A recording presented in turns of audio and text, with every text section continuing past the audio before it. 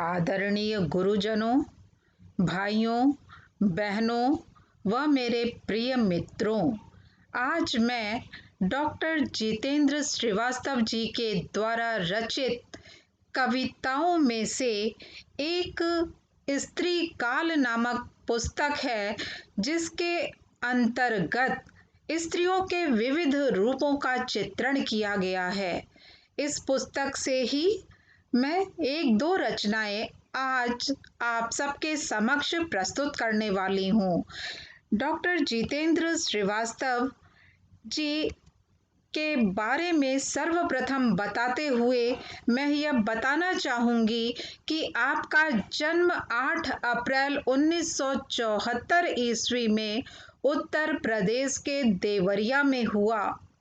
अब तक आपके 4 कविता संग्रह और 2 आलोचना की पुस्तकें प्रकाशित हो चुकी हैं।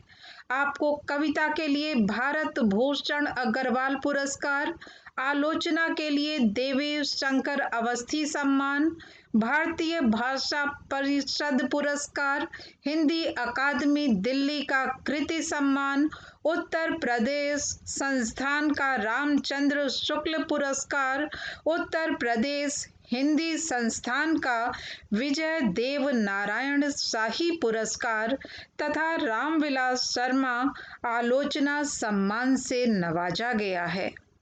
आपके काव्य संग्रहों में अनभई कथा, असुंदर सुंदर, इन दिनों हलचल, बिल्कुल तुम्हारी तरह आदि प्रमुख काव्य कृतियां हैं। भारतीय समाज की समस्याएं और प्रेमचंद्र शब्दों में समय आलोचना की पुस्तकें हैं।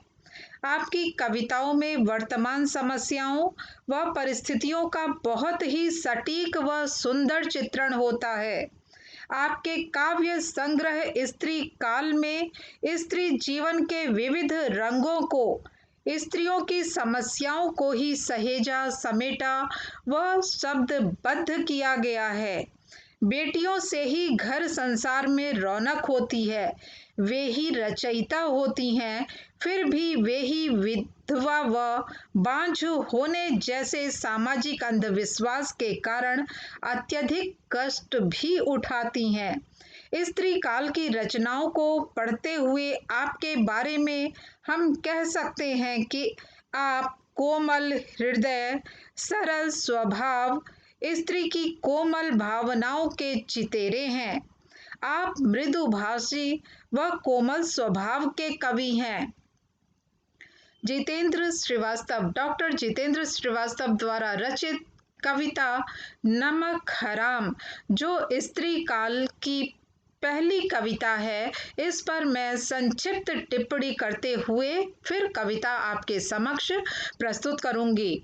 स्त्रियों की मनोदशा व समाज में उनकी स्थिति को चित्रित करने वाली आपकी पुस्तक स्त्री काल की प्रथम कविता नमक हराम के बारे में मैं यहाँ कहना चाहूँगी कि कविता का शीर्षक पढ़ते ही ऐसा लगता है कि किसी ने किसी से कोई नमक हरामी कर दी हो और उसी की व्याख्या कवि प्रस्तुत कर रहे हों, परंतु कविता पढ़ने के बाद पता चलता है कि कविता के कोर में स्त्री व समुद्र हैं, जो कि वास्तव में नमक ढोने के प्रमुख पात्र होते हैं। कविता में कवि कहते हैं कि आंखों के जल में कितना अथवा किस अनुपात में नमक होता है, कौन बता सकता है। जाहिर है कि यह एक स्त्री ही बता सकती है, क्योंकि स्त्रियों की आंखों में जो जल होता है वह समय असमय बहकर उसके आंचल को भिगोता रहता है। साथ ही आंसू हमारे दुख के पर्याय होते हैं और इन आंसुओं में हमारे अंदर का नमक मिला हुआ होता है। इसीलिए आंसुओं को खारा कहा गया है। आंसुओं के खारेपन से स्त्रियों का पुराना संबंध है और आंसुओं में कितना नमक नमक मिला हुआ है, इसका उत्तर देने के लिए आप स्त्रियों को ही सक्षम मानते हैं, क्योंकि आपका मानना है स्त्रियों के जीवन का अधिकांश समय आंसुओं से भीगे आंचल को सुखाने में ही व्यतीत होता है। आंखों से निकलने वाले प्रत्येक बूंद की वजह से, या यूं कहिए, स्त्री का रूप लावण्य युक्त होता है। खारे जल से युक्त होने के कारण समुद्र और स्त्री में साम्यता है। समुद्र और आंख के जल के खारेपन का एक साथ वर्णन करते हुए कवि कहते हैं कि पुरुष तो स्त्री के रूप लावण्य को अपने लिए समझता है, और वह समझता है कि यह रूप, यह सौंदर्य उसके लिए ही है। स्त्री की भावुकता व कातरता से उत्पन्न जल में कितना नमक है, वह स्त्री रूप धर कर भी पुरुष नहीं बता सकता है। पुरुष स्त्री व समुद्र के सौंदर्य पर मुग्ध होता है, और नमक रूपी रूप लावण्य को अपने लिए बना हुआ समझने वाला पुरुष, मुहावरे की भाषा या लाक्षणिक भाषा में कहें तो नमक हराम होता है। वास्तव में नमक हराम को नए रूप में परिभाषित करते हुए कवि के द्वारा रचित कविता नमक हराम को अब मैं यहाँ आप सबके समक्ष प्रस्तुत करने जा रही हूँ। आंखों के जल में होता है नमक, पर कितना, किससे पूछा जाए?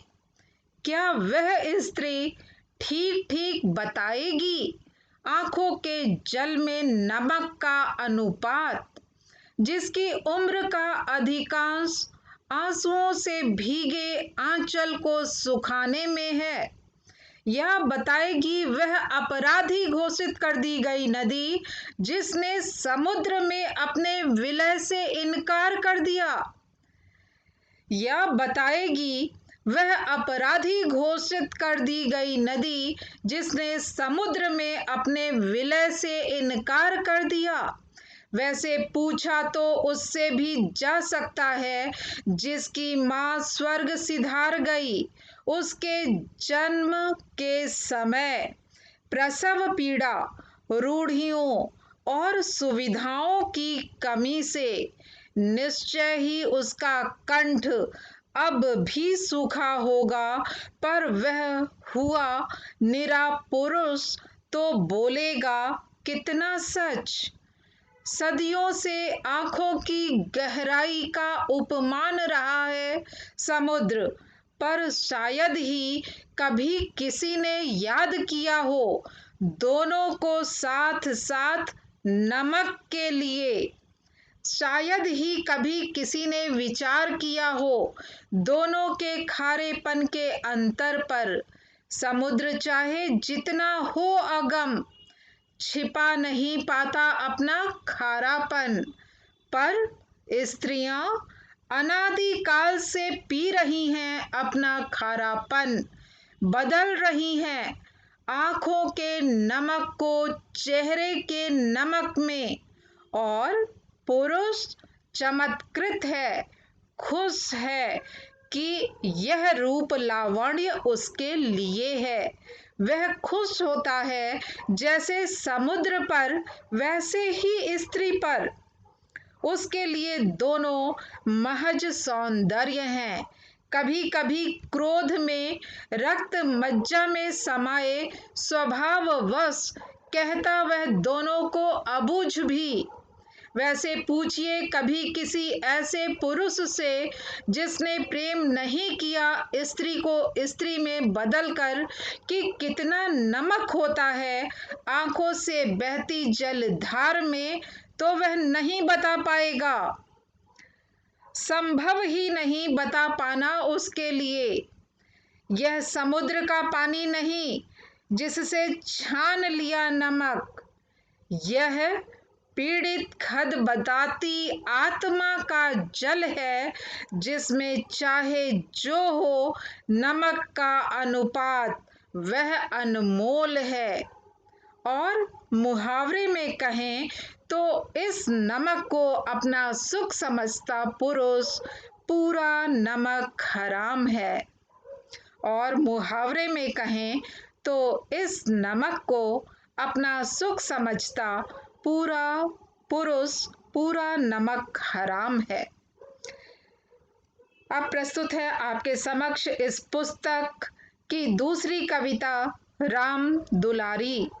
राम दुलारी नामक कविता में घर में काम करने आने वाली छोटे तबके की महिला के द्वारा पति का विरोध करते हुए उसके शौर्य कार्यों का व उदात्त विचारों का बखान किया गया है।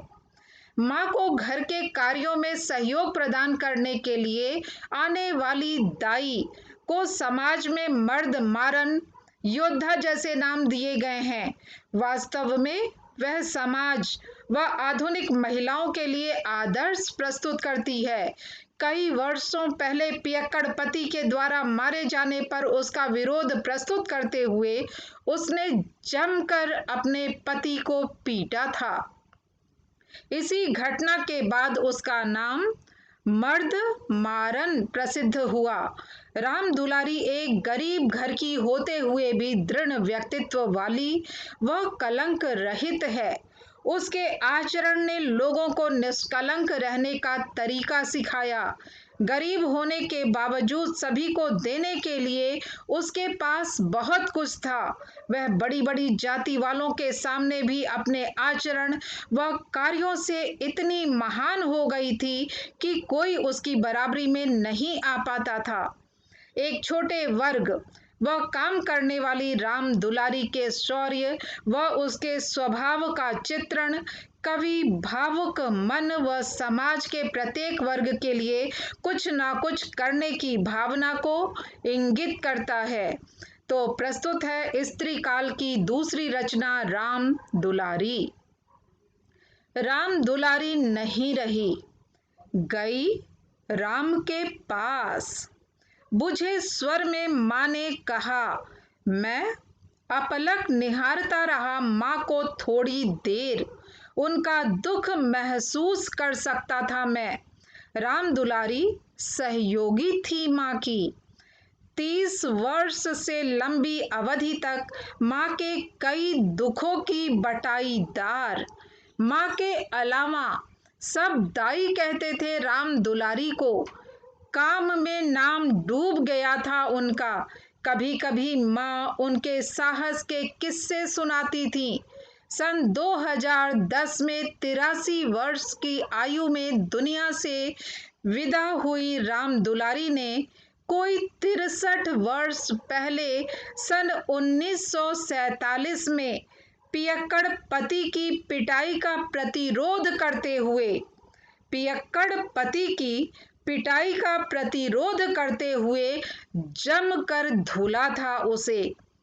गांव भर में दबे स्वर में लोग कहने लगे उन्हें मर्द मारन, पर हिम्मत नहीं थी किसी में सामने मुंह खोलने की। राम दुलारी ने वर्षों पहले जो पाठ पढ़ाया था अपने पति को, उसका सुख भोग रही हैं गांव की नई पीढ़ी की स्त्रियां। उनमें गहरी कृतज्ञता है राम दुलारी के लिए। वे उन्हें मर्द मारन नहीं, योद्धा की तरह याद करती हैं। जातियों में सुख तलाशते गांव में हमेशा जाति को लांघा था राम दुलारी ने। कोई भेद नहीं था उनमें छोटे बड़े का। सबके लिए चुल्लू भर पानी था उनके पास। माँ कहती हैं, व्यर्थ की बातें हैं बड़ी जाति अपार धन। राम दुलारी न किसी बड़ी जाति में पैदा हुई थी, न धन्ना सेठ के घर, पर उनके आचरण ने सिखाया हमेशा निष्कलुष रहने का सलीका। बाभनों, कायस्थों, ठाकुरों, बनियों, भूमिहारों में डींगे चाहे जितनी बड़ी हों अपनी श्रेष्ठता की, पर कोई स्त्री पुरुष नहीं इनमें जो आसपास भी ठहर सके राम दुलारी के। स्त्री काल की तीसरी कविता रक्त में खुशी मैं आप सबके समक्ष प्रस्तुत करने जा रही हूँ। उससे पहले इस कविता के बारे में किसी नवविवाहिता स्त्री के चेहरे की खुशी को देखते ही पता चल जाता है कि वह कितनी खुश है। उसकी खुशी पर घर, परिवार, पिता और समाज के मन की खुशी निर्भर करती है। इसी भाव को बहुत ही सुंदर शब्दों में पिरोया है आपने।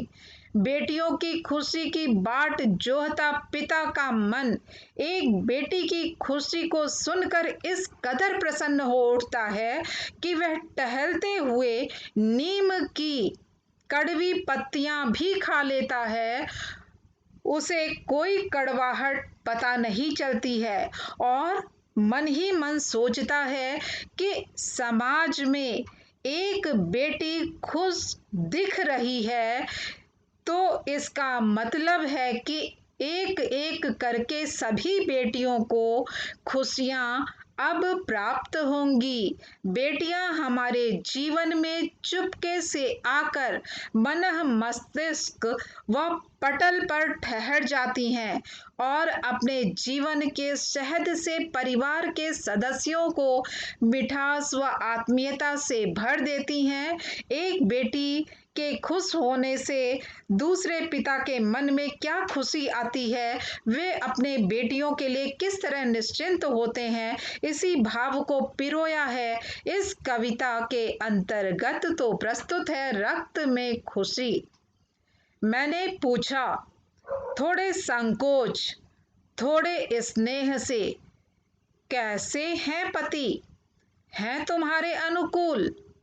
उसने कहा मुदित मन से लजाते हुए, जी बहुत सहयोगी हैं, समझते हैं मेरी सीमा, अपनी भी। उस दिन मेरा मन बतियाता रहा हवाओं से, फूलों से, पूछता रहा हालचाल राह के पत्थरों से। प्रसन्नता झलकती रही रोम रोम से, यूं ही टहलते हुए चबा गया नीम की पत्तियां। पर खुशी इस कदर थी रक्त में कि कम न हुई मन की मिठास। मैंने खुद से कहा चलो खुश तो है एक बेटी किसी की, और भी होंगी धीरे धीरे।